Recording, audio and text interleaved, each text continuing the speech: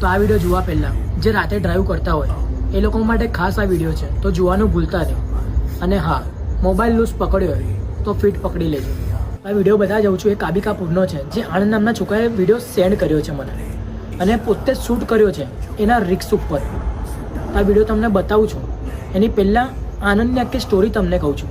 જેને આખો રોડ પર એક ફોલો કરતી કરતી ગાડી આવી છે. ગાડીને કોઈ ચલાવવાનું જ નહોતું, જાણે કે એક આત્મા એને ચલાવતી હોય, ડ્રાઈવ કરતી હોય એવું લાગતું હતું. તો આનંદે પાછળ ફરીને તો નહોતું જોયું, અને ગાડી લિટરલી લગાતાર હોર્ન પર હોર્ન મારતી હતી.